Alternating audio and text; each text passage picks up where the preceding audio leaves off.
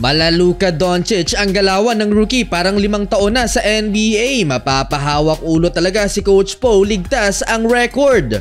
Miami Heat versus Philadelphia 76ers Christmas game. Parehong wala ang dalawang superstars, Jimmy Butler at Joel Embiid. Simulang-simula, nagkapisikalan kaagad. Maagang pamasko ni Tyler Hero kay Kelly Oubre, butata 6 seconds after tip-off. Gumanti ang Sixers player at supalpal ang inabot ni Tyler Hero, plus nag-angas pa si Kelly Oubre. Lumaki ang lamang ng Sixers at umabot ng 10 points dahil kay Tobias Harris. Last 5 minutes, nagsimula ang run ng Miami. Jaime Jaquez Jr. cutting layup, sinundan pa ng 6 straight points bago magtapos ang first quarter. Ala Luka Doncic ang footwork, grabe yung body control at timing ng rookie. Parang cone ang tingin kay Pat Bev, subok pang makapag-draw ng foul pero konting sidestep lang ni Jaquez Jr. 26-22, lamang na ang Miami dahil sa rookie. Second quarter, napako na ang Philly, hindi makagalawang score. Nagdomina si Bam Adebayo dahil wala si Embiid. 22-1 run ang Miami Heat bago nagtala ng field goal ang Philly mula kay Tobias Harris. 13-point lead by the Heat. Halfway mark, ang backup big man ng Sixers na si Mo Bamba biglang nagbuhat at perfect 6 of 6 field goal. 7-footer na may outside shooting.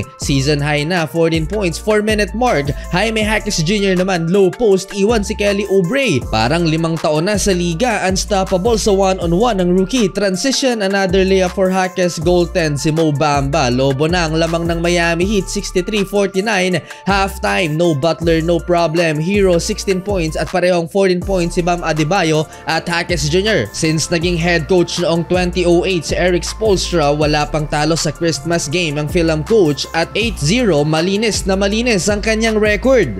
Third quarter, hot start by the Miami Heat, 21-point lead, back-to-back 3-pointer ni Hero at Jaquez Jr. 10-minute mark, hudyat ng malaking run ng Philly, 3-pointer ni Kelly Oubre Jr. Nag-blow a kiss sa bench ng home team.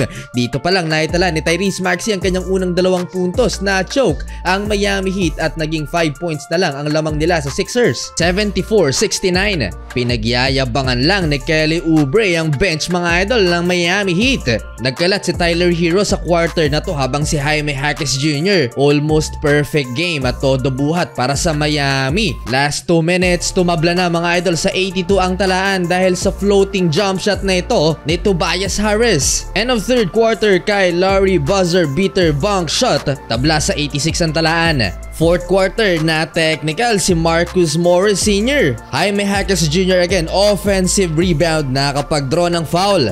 Jaquez Jr. again, baseline, two-handed dunk. May answer sa 3 si Kelly Oubre Jr. at tinuro-turo pa ang bench ng Miami. Unti-unting tinatanggalan ni Jaime Jaquez Jr. ng yabang si Kelly Oubre.